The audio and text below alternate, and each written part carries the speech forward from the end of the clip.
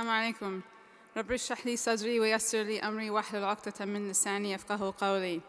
So since the removal of President Morsi, Egypt's first democratically elected leader, much of the discourse on what's been happening has been about a transition to authority that's gone awry. But what's happening in Egypt today is far more important than a transition that's gone awry. Egypt is actually redefining authoritarianism by both institutionalizing the deep state and in many ways crystallizing military and authoritarian rule, which is an entirely new phenomenon if you think about it. And so what I want to do today is discuss how this came to be and the steps which had endured in these three opposing elements, where the closing of the political space, the elimination of public dissent, and also the trappings of democracy that have been removed.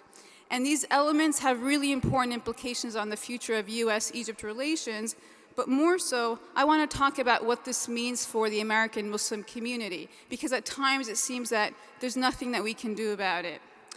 If we think about what is an authoritarian regime, it's characterized by the size of a small group of individuals in power relative to the population.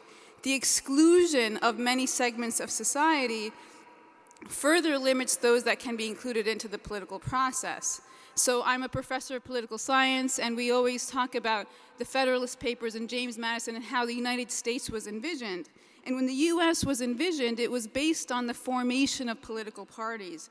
And the first step to actually destroy liberty is to remove political parties.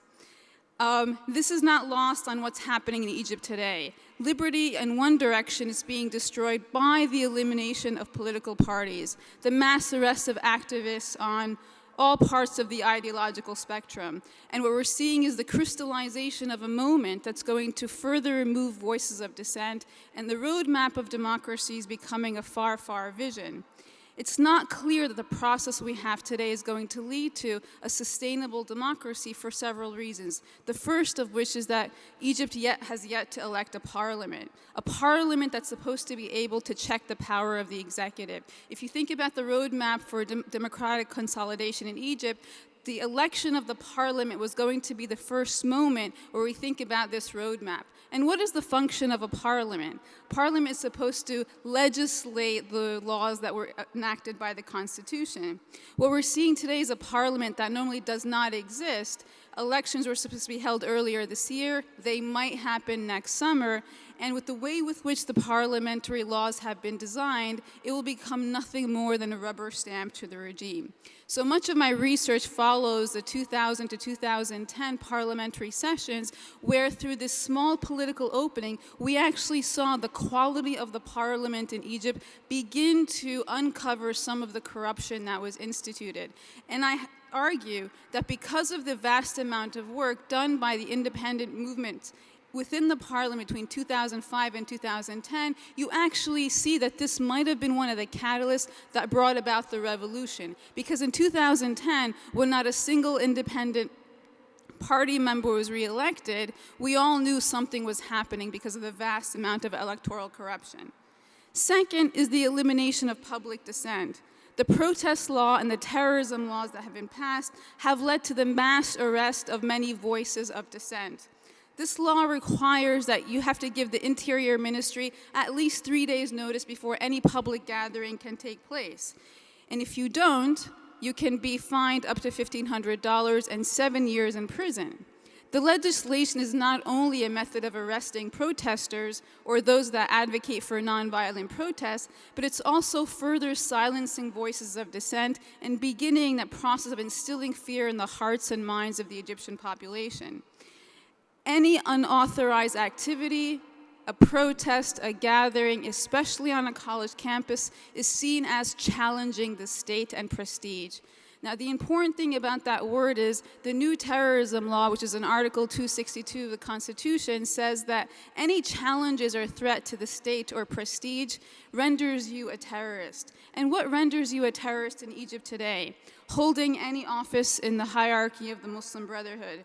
A terrorist case can be brought upon you if you try to have a nonviolent protest, because it could harm national unity.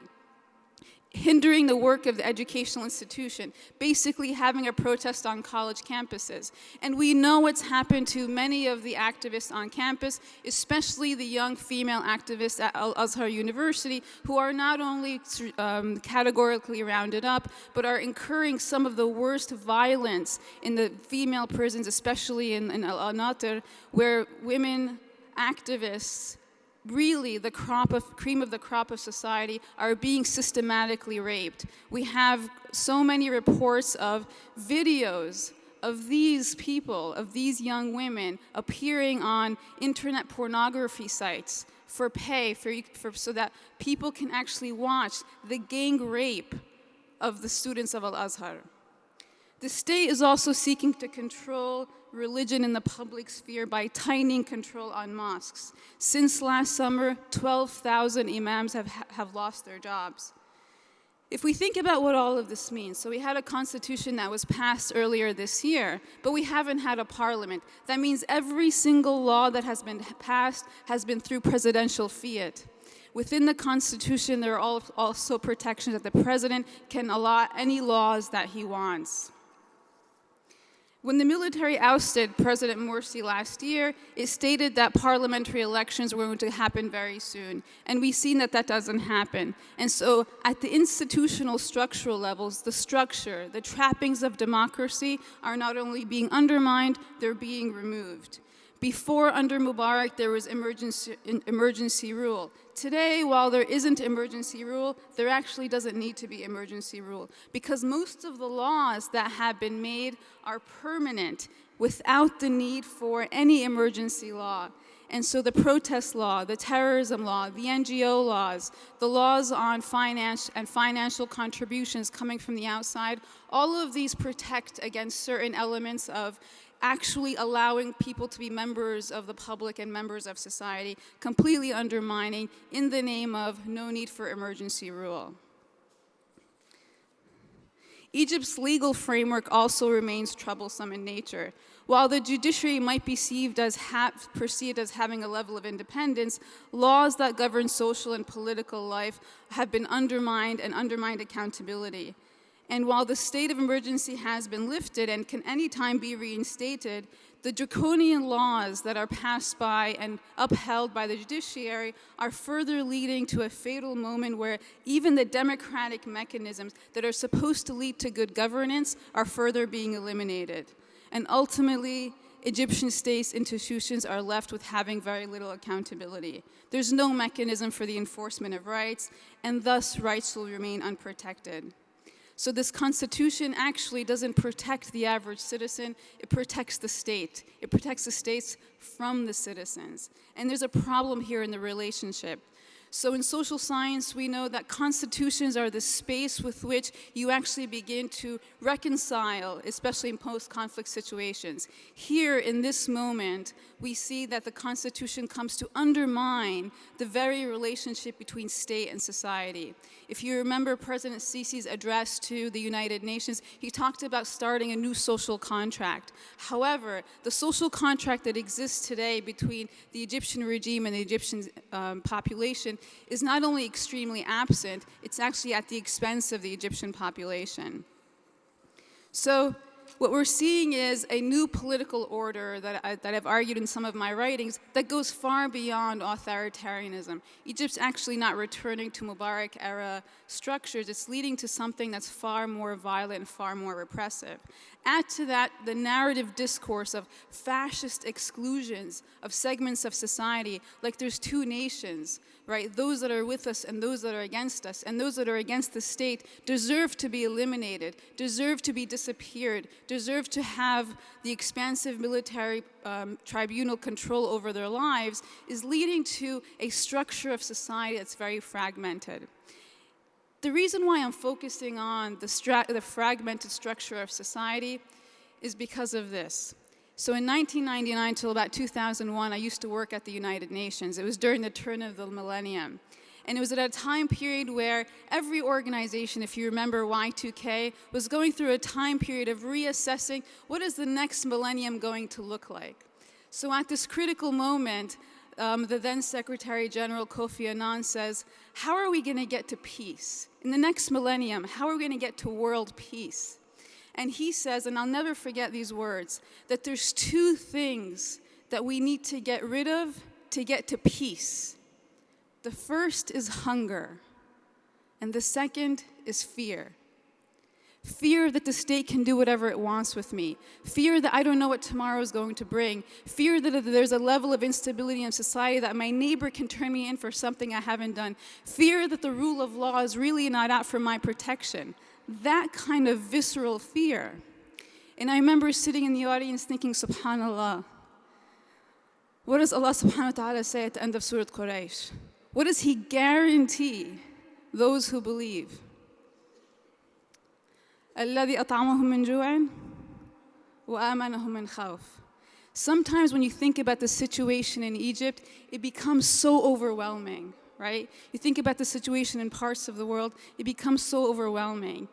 And as a social scientist, I tell everyone it's at least 15 to 20 years before Egypt's on the road back to democracy. But if you think about our role as believers, right? How do you not lose hope? SubhanAllah, it's already written for us in the Quran, as if Kofi Annan knew that here, these are the two factors that need to be relieved among society, but yet we have faith that there is something bigger than state authoritarian repression. But what does this mean for you and I? What does this mean for you and I as American Muslims, right? Not as Egyptians in the diaspora, but as American Muslims who stand up for justice. If you think about our foreign policy, so I teach mainly foreign policy and military and defense strategy. Our foreign policy has seen the Middle East as, well, either it's democracy or stability. We can't have one or the other, right? It's always one or the other, because democracy is messy. Look what it did. And so we accept in our foreign policy that authoritarian regimes are acceptable, because they bring stability to the region. Because what is the US strategic interest in the region? Camp David and the security of Israel, flyover rights over Sinai, the Suez Canal, and access to waterways. If this is our strategic interest in Egypt, how can we get to stability, understanding that democratic norms and values leading to long-term stability are actually in US national interest? While much of the literature is starting to argue this, it is you and I that need to redefine what it means to think about foreign policy that's in the name of social justice. And that's at the larger level. At the smaller level, there are great injustices. There's a brother named Mohammed Sultan. Mohammed Sultan is about 10, 15 years younger than I am, a young American who was in Egypt in protest, who's today on day 338 of his hunger strike. 338 of his hunger strike, sitting and dying in the prisons of Egypt. I believe he's right now in a coma. He is just like you and me. And it is our job to ensure that we stand up for social justice, not because we're Muslim, but also because we're American. Because we have a religious duty, but subhanAllah, our faith is the only one that says your civic duty as an American is trumped by your Muslim duty to actually stand up for justice, to stand up for him as an individual, to stand up for the community at large, and also to stand up for the injustices, against the injustices happening in Egypt today.